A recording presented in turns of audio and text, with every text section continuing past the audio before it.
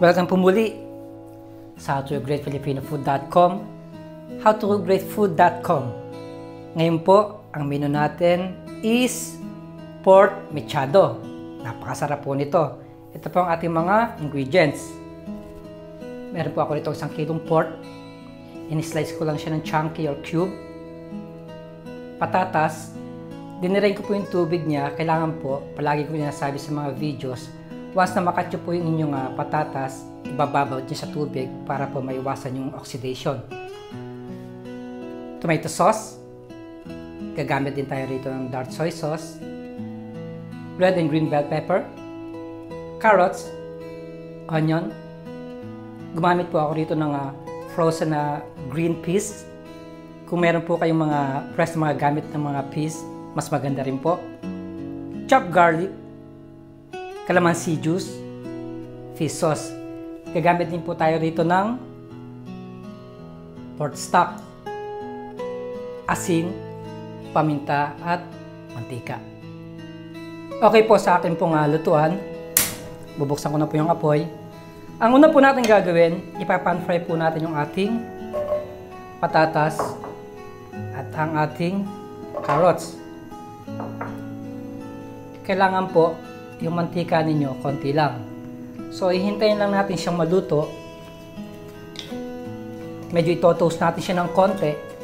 Tapos po, set aside natin siya at pupunta na po tayo sa ating next step.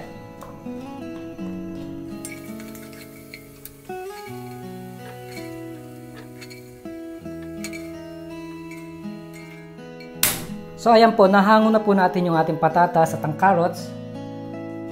Same oil po yung gagamitin natin. Mag-start na po tayo mag-saute ng garlic.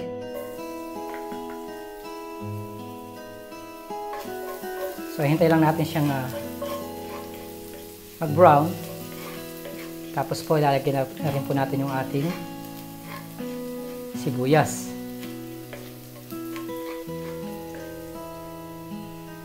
Ngayon, pwede na siya. Lagyan na natin yung ating sibuyas. So, lulutuin ko lang siya ng mga less than 1 minute. Tapos po, i-add na po natin yung ating baboy. Ayan po, okay na po yung ating garlic at onion. Ilalagay na po natin yung ating pork. Mag-a-add na rin po tayo ng toyo at ang calamansi juice. Kung wala po kayong calamansi juice, pwede rin pong lime or lemon. Gigisahin ko lang po siya ng mga 3 minutes. Tapos po, mag-a-add na po tayo ng pork stocks.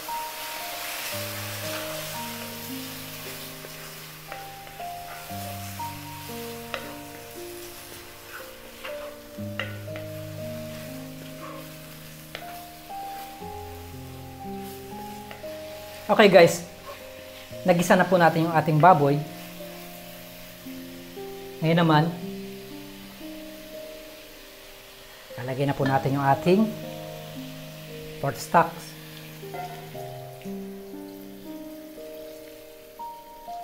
I-level lang po natin siya sa ating baboy. Ngayon, papakuluan natin siya ng mga 40 to 50 minutes. Depende po sa baboy, sa quality ng baboy na inyong mabibili. Meron pong matigas, meron pong malambot. So, hayaan lang natin siyang lumambot. Tapos po, pupunta na tayo sa ating next step. Tanggalin ko na po yung takip.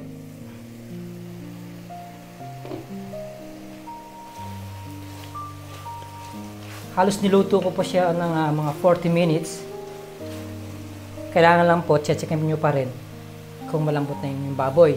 So, siya, medyo okay na po siya. Ngayon, ang gagawin naman natin, maglalagay na ako ng tomato sauce. Tapos po,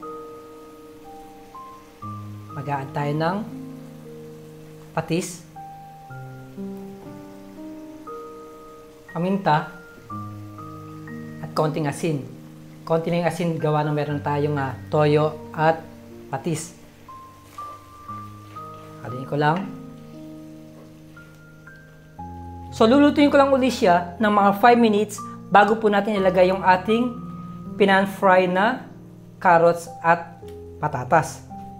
Kailangan po mag-penetrate yung lasa ng tomato sauce doon sa baboy.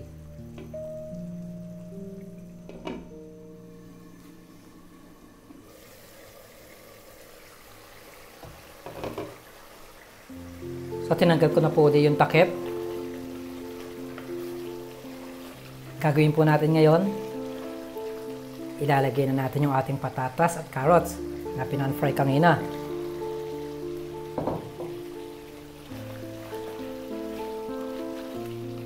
Malambot na po siya, kaya kailangan isasabay na rin po natin yung ating frozen green peas at ang ating red and green bell pepper.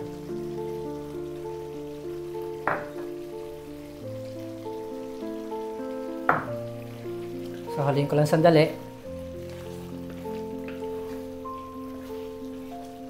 Lulutuin ko lang po siya ng mga 2 minutes. Tapos po, pwede na po siyang i-serve.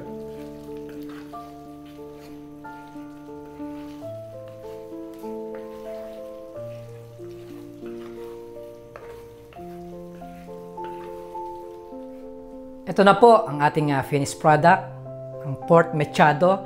Napakasarap po nito, lalo na sa mainit na kanin. Muli, maraming pong salamat sa panonood ng howtogreatfilipinofood.com. Mabuhay!